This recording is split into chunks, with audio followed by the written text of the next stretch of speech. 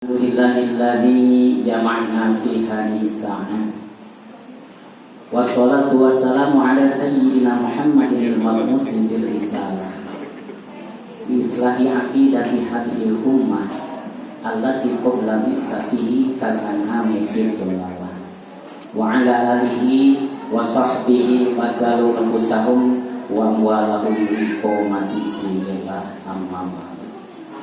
Qala Allah Ta'ala fi kitabihil karim wa huwa asdaqul qailin. A'udzu billahi minasy syaithanir rajim. Bismillahirrahmanirrahim. Syahrul Ramadan alladzi unzila fihil Qur'an hudal linnasi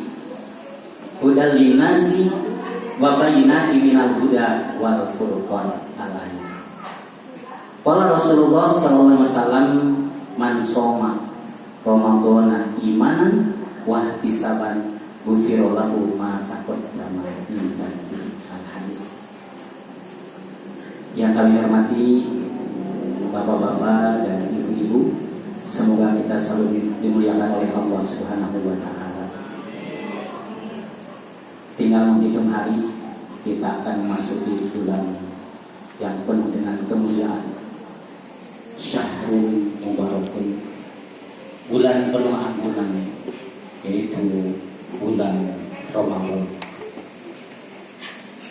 Mudah-mudahan kita semua bisa memasuki bulan Ramadan itu bisa menunaikan ibadah saum dalam keadaan sehat dan penuh dengan kemenangan. Amin ya rabbal alamin.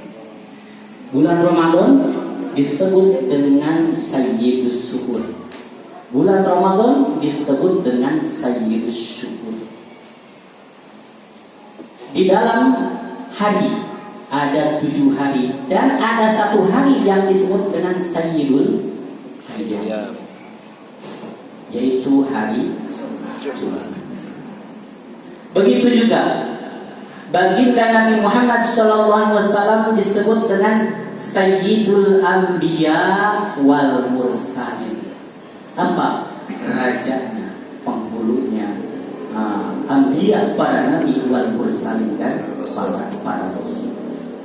Dan yang ketiganya bulan Ramadan disebut dengan Sayyidus Syuhur, menjadi rajanya di antara bulan yang jumlahnya ada 12. Di antara yang 12 bulan ada yang disebut dengan Ashurul Hurum, tapi tetap bulan Ramadan tidak terkalahkan. Dan disebut dengan Sayyidus Syukur. Kenapa alasannya bulan Ramadan disebut Sayyidus Syukur? Yang pertama, karena di bulan Ramadan yaitu diwajibkan kepada seluruh orang yang beriman untuk melaksanakan puasa. Seperti firman Allah dalam Quran surat Al-Baqarah ayat 183. Terus lanjutkan insyaallah. A'udzu billahi minasyaitonir rajim. Bismillahirrahmanirrahim. Ya ayyuhalladzina amanu kutiba 'alaikumus syiyam kama kutiba 'alal ladzina min qablikum la'allakum tattaqun. Hakosna tadi kubu haji, alhamdulillah. Intinya dari ayat tersebut bahwa kita berkewajiban untuk melaksanakan ibadah puasa. Pertama, alasannya Ramadan disebut Sayyidus Syukur. Yang kedua, Ramadan disebut Sayyidus Syukur karena ada peristiwa akbar yang terjadi di bulan Ramadan adalah nuzulul Quran. Syahrul Ramadan alladzi unzila fihil Quran hudal linnasi wa bayyinatin minal huda wal furqan. Di mana bulan Ramadan terjadi turunnya atau diturunkannya Al-Quran dari Lauhul Mahfuz ke Baitul Izzah dan dari Baitul Izzah kepada Rasulullah melalui malaikat Jibril yang turunnya di Gua Hira. Pertama kali diturunkannya adalah surat Al-Alaq ayat pertama sampai ayat kelima. A'udzu billahi minasyaitonir rajim. Bismillahirrahmanirrahim. Iqra bismi rabbikal ladzi khalaq, khalaqal insana min 'alaq. Iqra wa rabbukal akram, alladzi 'allama bil qalam, 'allamal insana ma lam ya'lam. Itu ayat pertama yang diturunkan melalui malaikat Jibril kepada baginda Nabi Muhammad sallallahu alaihi wasallam, terjadi pada tanggal 17 Ramadan, sehingga kita selalu memperingati yang disebut dengan nuzulul Quran. Dan yang ketiga, saya percepat dulu. Beberapa menit. Orang bisa ada ini. Yang ketiga, boleh 100 ya Pak? Di bulan Ramadan kenapa disebut Sayyidus Suhur? Karena ternyata Allah memberikan dispensasi yang sangat banyak, yang sangat luas bagi hamba-hambanya. Ampunan yang sangat banyak. Di antaranya ibadah sunnah, pahalanya sama seperti ibadah wajib. Jadi ketika kita sholat qobliyah, sholat duha itu sama pahalanya seperti sholat zuhur. Pahalanya sama. Apabila mengerjakan sholat fardu 1:70. Dan hadis yang tadi yang saya bacakan, man shoma ramadhana imanan wa ihtisaban ghufirallahu ma taqaddama min dzambi. Barang siapa yang puasa di bulan Ramadan, syaratnya satu karena iman dan karena Allah Subhanahu wa taala, maka akan diampuni seluruh dosanya oleh Allah Subhanahu wa taala. Itulah dispensasi dari Allah Subhanahu wa taala. Tetapi ada 4 golongan yang tidak akan dimaafkan oleh Allah Subhanahu wa taala ketika memasuki bulan Ramadan. Yang pertama mudamminul khamr. Dia melaksanakan sahur minumnya pakai brandy, pakai vodka, pakai whisky, pakai topi miring, pakai bir, hafal. Begitu juga bukanya, memakai minuman-minuman yang terbuat dari alkohol, walaupun dia saum dengan begitu ikhlasnya, dengan begitu misalkan merasa iman, tapi tetap ketika dia saumnya meminum dengan alkohol, maka ibadah puasanya tidak akan diterima oleh Allah Subhanahu wa taala. Yang pertama. Yang kedua adalah aqul walidain. Seorang anak yang selalu memeras orang tua. Selalu seorang anak yang menyakiti kepada orang tuanya, seorang anak yang durhaka kepada orang tuanya, tidak akan mendapatkan ampunan dari bulan suci Ramadan. Nauzubillah min. Mudah-mudahan kita tidak termasuk. Banyak sekarang Bu, kata Rasulullah, tanda-tanda akhir zaman, yaitu antalidal amatu robaha.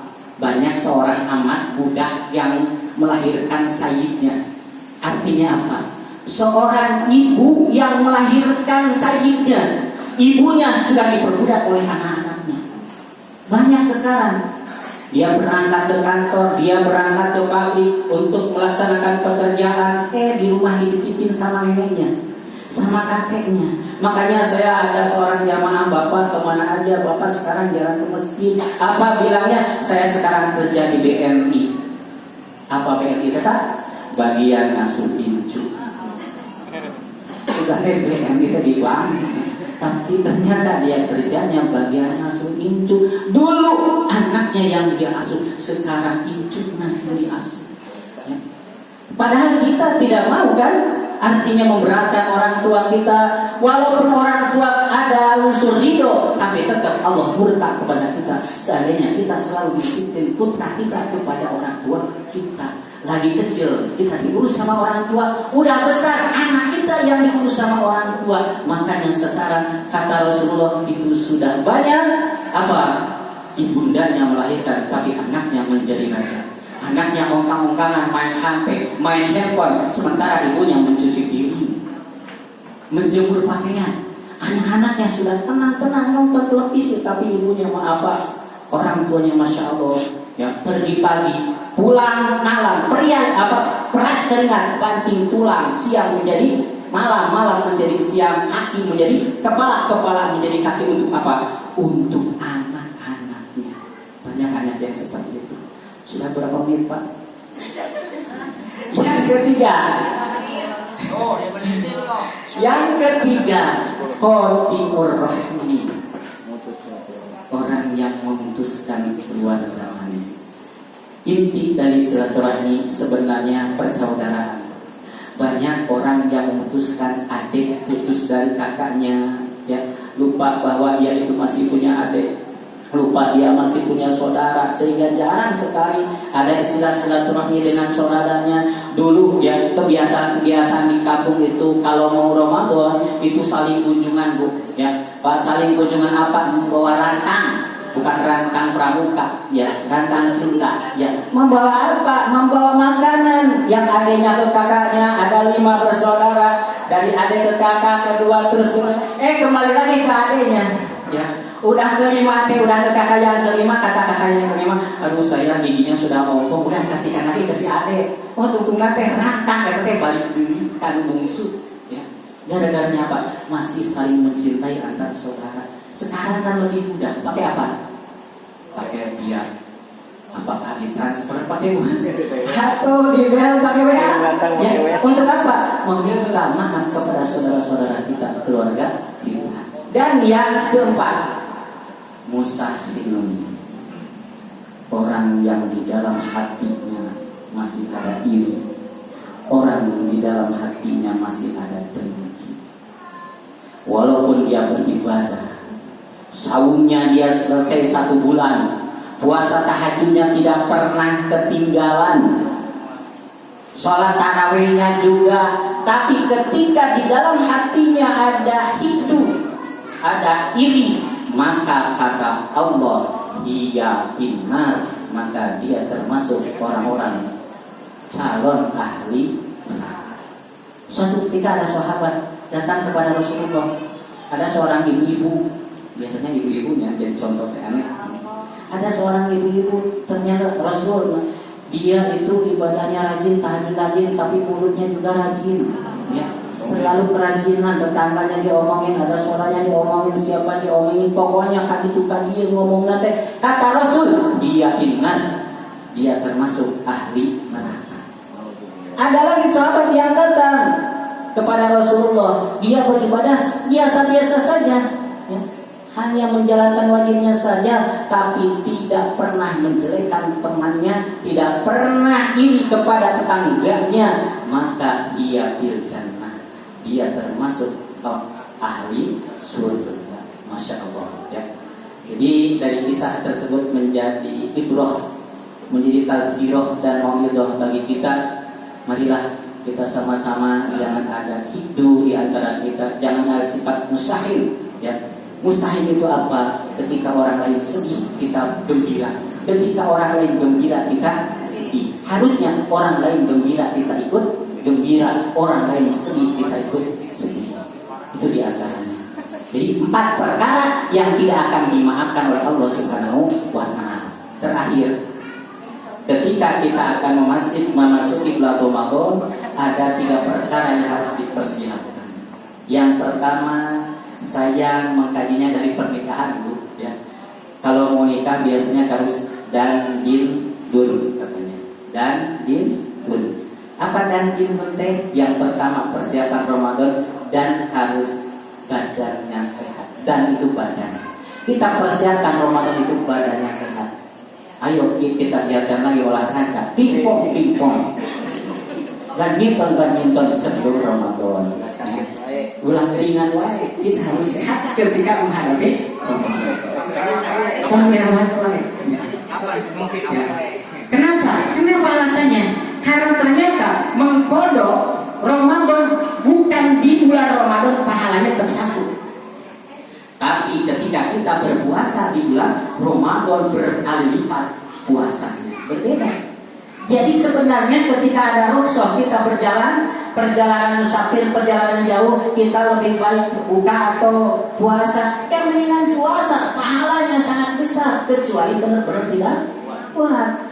Jadi jangan agama ke kudu dibatalkan, kurang kuat, jam-jam, dibatalkan, ikut-ikutan orang lain. Padahal sayang, itulah pahala di bulan Ramadan. Yang kedua, din. Din itu artinya agama. Apa? Persiapan agamanya apa? Ilmu. Untuk puasanya harus siap. Persiapan. Jangan sampai kita puasa-puasa, yang membatalkan puasa tidak tahu, rukun puasa juga tidak tahu, sunnah puasa juga tidak tahu. Makanya puasa-puasa rubah soimin min siyami ilal jual atau kamil said min somin. Banyak sekali orang yang berpuasa tapi puasanya hanya mendapatkan dahaga dan haus dan lapar. Itu diantaranya. Kenapa? Karena puasanya tanpa ilmu. Dan diantara itu kita harus bertobat, Bapak Ibu. Karena ternyata ketika kita puasa masih banyak kesalahan, masih banyak dosa, sulit beribadah. Jadi hese ibaratnya. Sholat duha malas, tarawih malas. Kenapa? Karena di dalam diri kita masih banyak dosa yang tidak bertobat. Makanya harus bertobat. Dengan apa tobat? Minimal kita selalu membaca istighfar, astagfirullahaladzim, atau sayyidul istighfar, Allahumma anta rabbi la ilaha illa anta khalaqtani wa ana abduka wa ana ala ahdika wa wa'dika mastata'tu a'udzu bika min syarri ma sana'tu abu laka bi ni'matika alayya wa abu bi dzambi faghfirli fa innahu la yaghfiru dzunuba illa anta. Apa Bapak ulangi? Dan yang ketiganya persiapan apa? Dul itu dunia, duit. Termasuk duit. Kenapa harus ada persiapan seperti itu? Ya terus terang, ketika kita berbuka puasa, bahkan kata Rasulullah, barang siapa yang memberikan buka puasa kepada orang yang berpuasa, maka pahalanya 2 kali lipat. Ya dia punya pahala puasa dan bisa apa? Puasa orang lain bisa mendapatkan lagi. Artinya apa? Dilipat-lipat gandakan pahalanya. Ketika finansialnya bisa memberikan kepada orang lain. Rek mere aja kumaha itu boga uang belum cair, harga belum cair, misalkan saya bukan ngomong ke bapak, ya.